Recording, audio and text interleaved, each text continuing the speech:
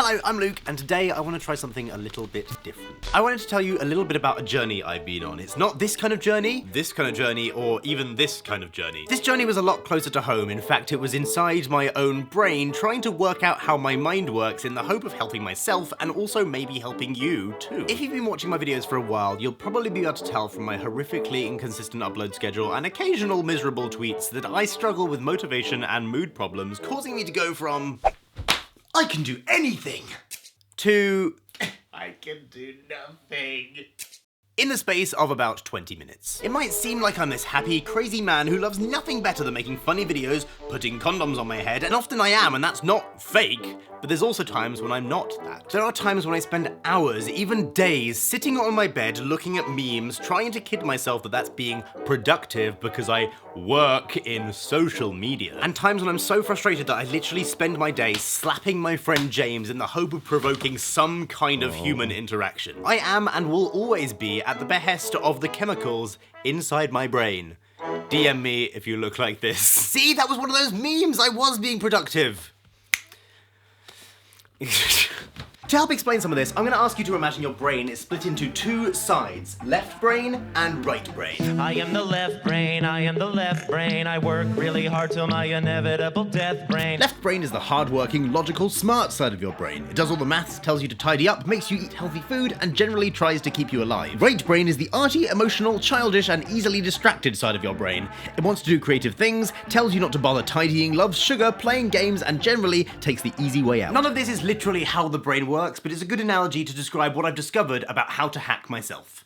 Now imagine everything that you decide to do is a constant struggle between your left and right brain, pulling you in different directions, and this is where the hacking begins. Hack 1. Distract the toddler. Your right brain is a screaming toddler who you need to distract in order for the left brain, the adult, to finally do something productive like get the ironing done. To be honest, I'm not even sure if I own an iron, but that's not the point. At times, it literally feels like my stupid right brain has taken control of my body and my left brain is desperately trying to burst out and take over control like something from The Exorcist. One side knows that I need to get this really important thing done, but the other side just wants to sleep and watch TV or eat sugar, and that side usually wins because those things are a lot easier. What I've discovered fairly recently is that if I can distract my silly toddler right brain with something fun to do that doesn't interfere with what left brain needs to do, then my left brain can sort of magically take over and get stuff done. An example would be putting an audiobook or podcast in my ears while the rest of my body tidies. Genuinely, it feels like I've taken back control of my body, like I'm this robot and suddenly I am its master. You probably already do it. Say for example you have to tidy your room, one of the first things you might do is stick on some music or the radio. It's just now I feel like I understand why it works, not just that it does. Hack 2. Meryl Streep stars in The Post-it Notes. So while it's all well and good getting individual tasks done, this is absolutely useless if your life is still a mess. Trust me. I know. You know when you have 10 little things that you need to get done, but you can't get started on a single one of them because your brain can't comprehend all 10 at the same time, so it just decides to comprehend 0 instead? I'm constantly finding myself with about 100 iPhone reminders or waking up in the middle of the night suddenly remembering something I should have done ages ago. Change your YouTube username. You're not a child anymore. And my solution to that is actually very simple. Post-it notes. But wait, it's not actually that boring. It does get a little bit more interesting than that.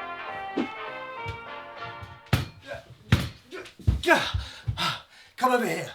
When I think of something I need to do, I put it on a post-it note and put it around this mirror. Then, in the morning, I take the ones I'm going to do that day and put them in the center. Once I've done them, I get rid of them. If I don't do them, I put them back on the side for the next day. Having a physical representation of my work feels so much better than to-do lists because they exist in the real world, not tucked away inside my phone, and I can move them around to organize my day. In the morning, I start with easier ones like hoovering or replying to all my emails, and this frees up space in my cluttered brain to focus on the bigger tasks and makes me feel good about myself for the rest of the day. It's like I've taken all the clutter out from inside my brain and moved it onto something physical that can actually do something with. Although I am worried that one day I'll have so much to do that I'll end up like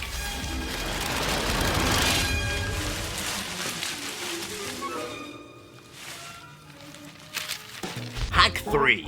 I've got new rules I counter. The biggest pitfall when you're trying to improve your life is making big decisions like, I'm gonna post more pictures on Instagram. I'm gonna exercise more. I'm gonna eat more healthily.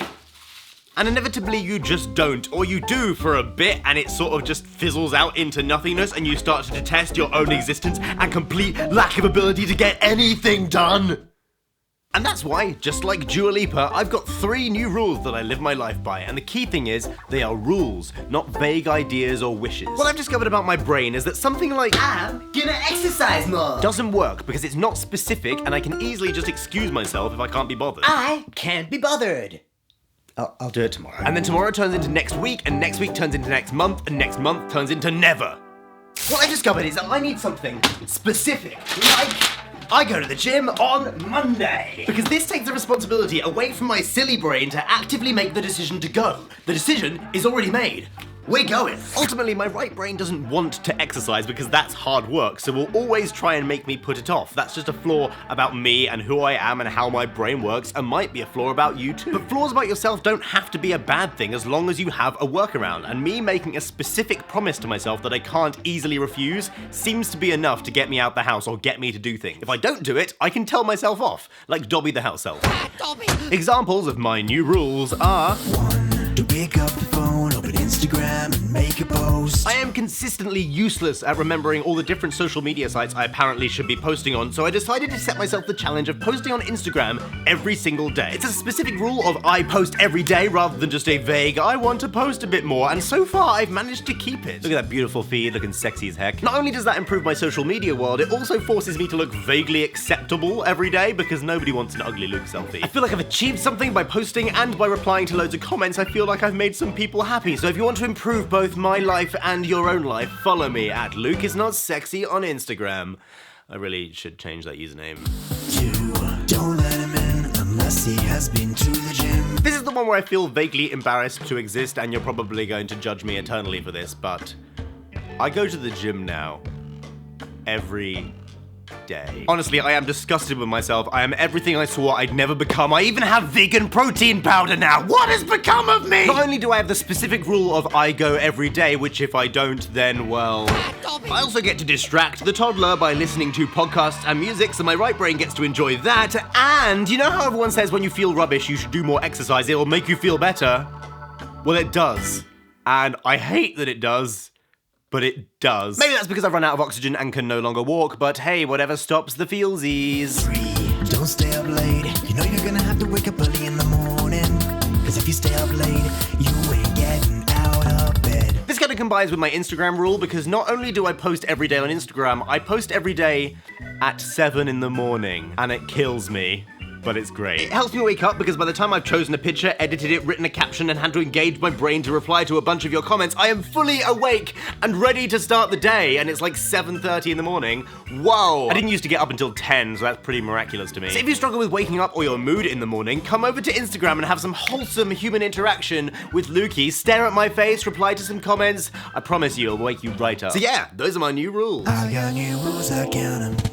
I know it's a lot more complex than this, and if you have mood issues, you have to combine this stuff with other things to fix your own brain, but genuinely, over the last few weeks, I have felt less anxious, less overwhelmed, and more in control of my own brain. If you have your own little hacks on how to improve your brainy place, then please leave them down in the comments down below for me and the other people watching. And if this video is in any way helpful or might be helpful for other people, please give it a big thumbs up and subscribe to my channel down there. I'll see you guys next time. Goodbye. Go fix your brain.